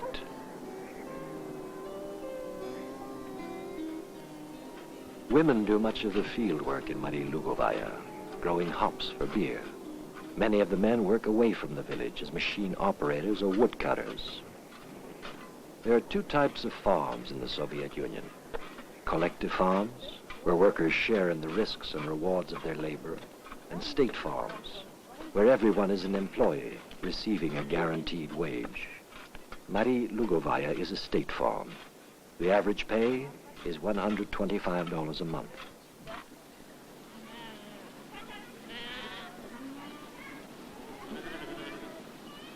In both types, peasants may own livestock and cultivate about an acre of land for their own use. There are no restrictions on disposition of the animals or the crops. It's estimated that up to 25% of the food consumed in the Soviet Union comes from private plots, which occupy less than 3% of the cultivated land.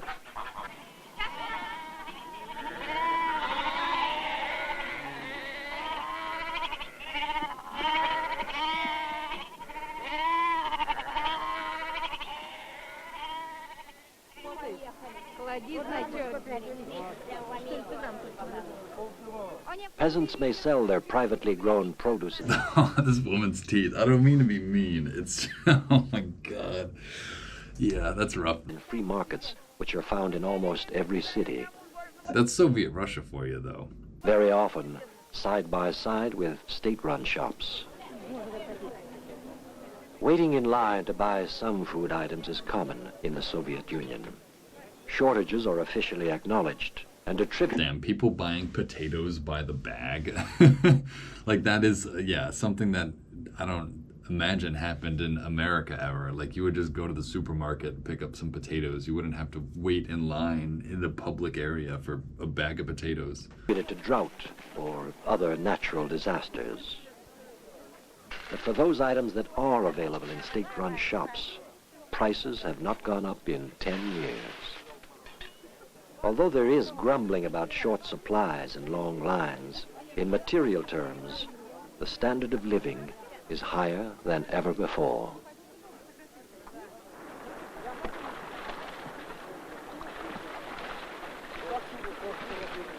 Near the mouth of the Volga, in the region around Astrakhan, the Russians reap a rich harvest. The several varieties of sturgeon whose eggs become caviar, a delicacy associated with aristocracy since the days of ancient Greece. Huge nets, up to half a mile long, haul in the sluggish, bottom-feeding fish which live in the Caspian Sea and swim up the Volga to spawn.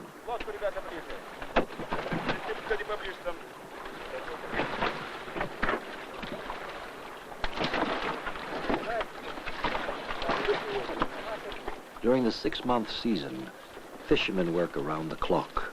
10 hours on, 20 hours off, 7 days. I guess this is another thing that you don't really think about when you consider rivers, especially the Volga, is just how much food must have come from it, both through land irrigation and directly through fishing and whatnot. It really was the heartblood of the country, but you have to think about how, like, horribly polluted this river must have been at the same time too, right? Like, if all the factories for the entire country were located along this river, just, it must have been filthy polluted. And I don't know, I wonder how it is today. I wonder how the environment of the Volga has recovered or has just, you know, diminished since then. Because I can only imagine it used to be a bountiful river full of, you know, all sorts of resources. But if it's anything like the Hudson River or the Mississippi River, then it definitely has lost some vital parts of its ecology. So I wonder how it's doing now. Just seeing these fishermen take these fish, these are some big fish. Like, I doubt you find sturgeon in the Volga River that big anymore. Days a week.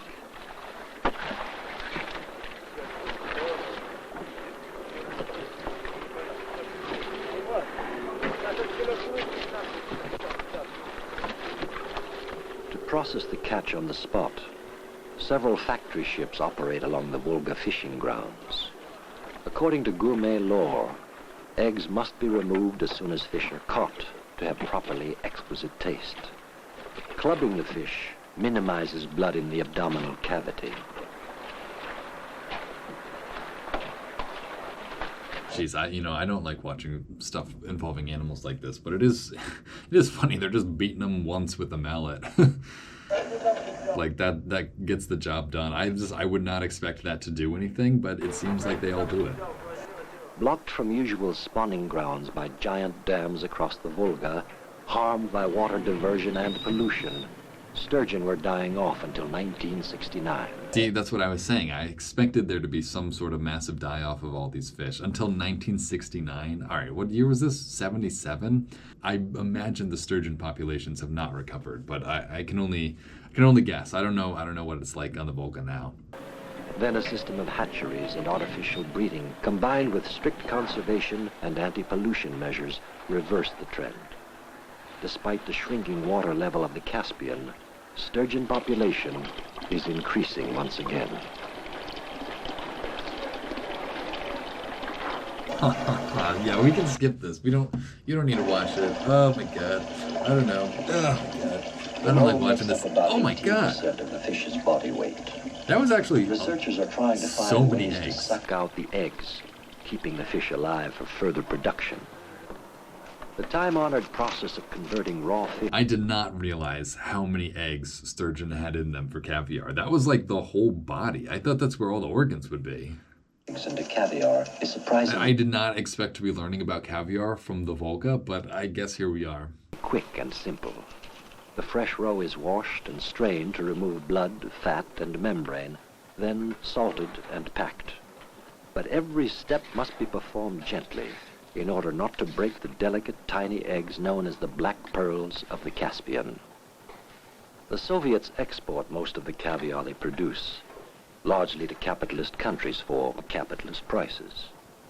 In the United States, Russian caviar sells for about $100 a pound. I would not think that, like, I don't know, I just said it how, like, they were kind of stripping their whole land of resources. Like, the most valuable river in the country, the Volga, they were plundering it for its, expensive caviar. And what were they doing with that caviar? They weren't even eating it. They were selling it to Americans to eat. Do you understand why that's so, like, bizarre from, like, my modern perspective? Like, it just seems so crazy that they were selling Americans their caviar. I mean, they were making more money than they were. It's just, did they not realize that, like, why did all these Americans have so much money to buy all this expensive caviar with that we're selling them? I just didn't realize how much interaction there was, I guess, how much trade there was between the U.S. Like, even seeing produce of Soviet Union, this is in English. This can is in English, Like, it's clearly meant to be sold on, like, American grocery store shelves. It's crazy to see this. Source of all material things in Soviet life. The government assumes responsibility for people's cultural needs as well. From their remote and isolated communities along the lower Volga, fishermen, farmers, and factory workers are called together for an eagerly awaited event. A ship has arrived with a music and dance troupe called Moriana, after a wind that sweeps the Caspian area. The ensemble of 80 artists is but one of several companies employed by the Regional Department of Culture to bring entertainment to far places. Something tells me we're about to witness, like, another, like, cultural touchstone that just doesn't exist in the country anymore. Like, do they still put on, like, traditional performances like this in random parts of Russia? My feeling is that they don't, but I could be completely wrong. Although audience and performers may never reach the glittering concert halls of Moscow and Leningrad, young dancers give of themselves with professional dedication, despite the sandy, grass-covered stage and the glaring midday sun. It's just so bizarre to think of you being in, like, Soviet Russia and, like, what job do you have? You're part of, like, a traveling dance troupe who just, like, brings joy to random people along the Volga. It's so hard to, like, conceptualize, like, these people's lives. Part of it is because of my American perspective, where I think, like, how does this business survive? Like, how do you make money dancing for people on the side of the river? And it's like, oh, you don't. The state just orders that you dance and they pay you, so you do. And that's part of the difference between America and Russia, or communist Russia at least, is if it doesn't actually earn money, it doesn't happen in America. And it's like, I'm having trouble understanding how these people earned money, but then you realize that the government just ordered them to. It's just funny when you think about how, your tax dollars are spent. Like, here in Soviet Russia, people's tax dollars were being spent on funding, dance troupes, which I guess in the U.S. probably does too. It's so funny seeing this being passed off as entertainment too, because knowing today, people would not care in the slightest if you were doing this. Even put this in, like, Times Square and nobody's stopping to watch. Like, it's just them doing twirls and stuff. It's funny that back in the day, this was, like, really entertaining and, like, culturally important, It's funny how, like, this is treated as, like, the pinnacle of culture, not even of Russian culture, but, like, this, like, performance of just, like, them getting dressed up in their little, like, clothes and, like, dancing. Like, that is, like, what like half of all human culture is like, what pretty clothes do you put on to dance in? You know, like I think I'm hitting on some sort of like cultural theory right now, but like no matter where you go in the world, like people will have pretty clothes that they put on to dance for. And like, you know, go to tribes in Africa, they put their tribal, you know, garb on. Go into, you know, middle of Asia, even the Native Americans, they would have special, you know, things that they put on and dance with. And it's so funny to see that like that aspect transcends pretty much all culture. Like every single culture has funny little outfits that you wear when you dance. And this is their funny little outfit that they wear when they dance. Not to comment on everyone's appearances, that guy does not look Russian. That guy looks like he came from the depths of Siberia. I'm curious because I know Russia wasn't ethnically homogenous, but so far based on what I've seen, it has been. It's interesting to only see a very, very brief reference to like the ethnic diversity that existed in Russia at this time.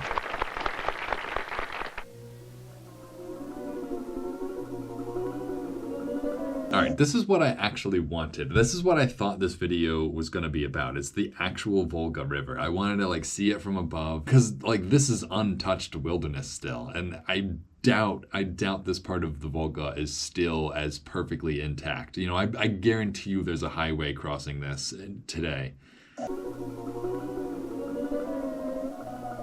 Near the end of its journey, the Volga fans out into a vast delta before flowing into the Caspian Sea. The river's grassy fingers teem with fish and bird life. Great areas of the delta have been set aside as the Lenin State Astrakhan Reservation, about 180,000 acres.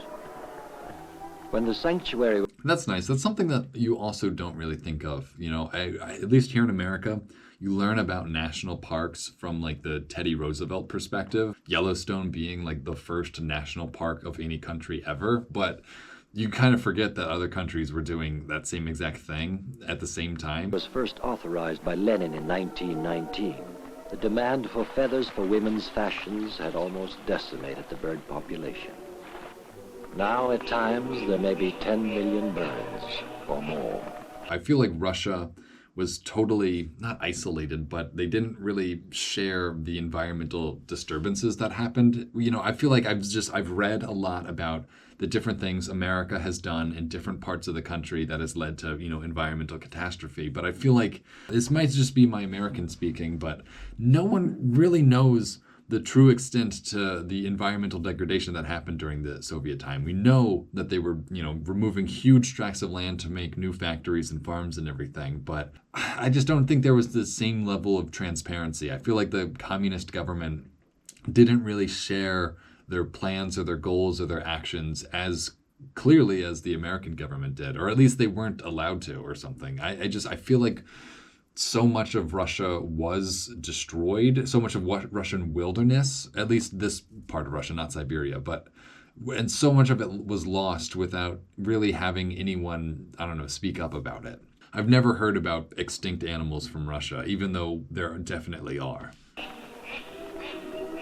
The reserve is located on the flyway from Arctic Siberia to southern Africa, and its inhabitants change with the seasons. As summer ends and migrating flocks continue their way south, frost sets in, and an eerie yet beautiful autumn light bathes the land. Far to the north, near the Volga's source, the snow that eventually supplies most of the river's water again is falling. Soon the river itself will lie frozen and still. The Lenin and all the fleet locked in icebound moorings.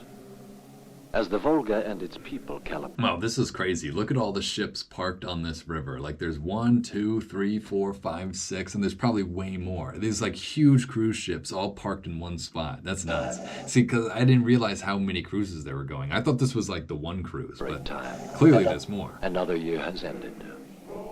Again, it is time to rest. For they know the words of a Russian poet.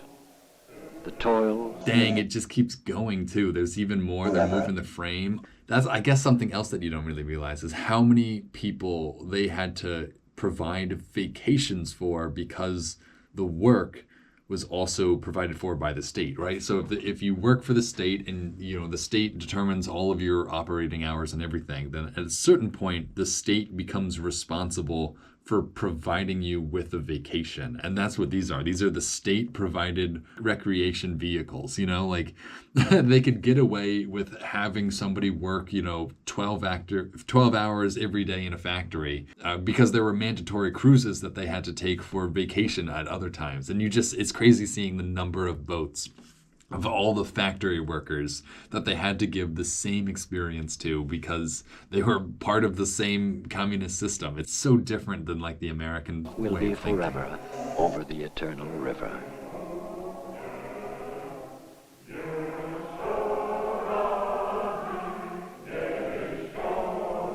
Oh, okay, and that was it. Wow, all right. So we began on the Volga in winter and we ended on the Volga in winter. That was a lot. That was a very long program, to be honest, but I feel like I did learn a lot. I don't know if I learned quite so much about the Volga as I learned more just about Russian history and culture, but yeah, like I said earlier, like that is the Volga. The Volga is Russia. Russia is Volga. So it only makes sense that I would have learned Russian history through learning about the Volga. But I don't know. I feel like I wanted to have learned more about like the initial settlements on the Volga. Russia or Moscow must have been settled at one point, I don't know, just to see how throughout history the Volga influenced Russia as opposed to just right now. I think it did do a good job. This video is probably going to be like 2 hours long though. I think that's amazing too. Like it was just a few people going on this trip. Photographed by Andrei Gunn and Boris Pavlov. Edited by one person. Music supervisor, just one person. Like this was just a team of guys. Oh wow. Sound recordists. So hang on. So that guy carrying the what was it? The microphone in the World War II memorial. It was probably Dick Rector. Dang, Dick Rector or Vasily Romanyuk. That's so funny. I love seeing these names too, though. Even the names of the credits are interesting to me. Randy John Morgan. Marjorie Mooney. What else? Any re-recording? Oh, that's funny. Well, that was the National Geographic program on the Volga. I wonder if that would have been a good program to have watched back in the day. This must have been on TV. There was no way they were showing students this, right? Yeah, it's like an hour and a half. This was probably an hour on TV with commercials. It's funny to think that there were Americans watching this about Russia back in the day. What an interconnected world it was even back then. I never get bored learning that lesson. I think we're done though. I think that's the end of the credits. That was the Volga. A presentation of the National Geographic Society and WQED Pittsburgh as presented on the Public Broadcasting Service made possible by a grant from Gulf Oil Corporation. That's interesting. This whole thing was kind of the result of an American oil company wanting to spend money. It's so weird because it's American business interests. Like there's no more American business interest than Gulf Oil Corporation. And so for it to have used that money to make a documentary on Russia is just, especially during this time, such a fascinating decision. I don't know what else to say about it other than that is like a juxtaposition. That is, yeah, a foil to say the least. But thanks for watching. Thanks for sticking with us. And I'll hopefully see you guys next time.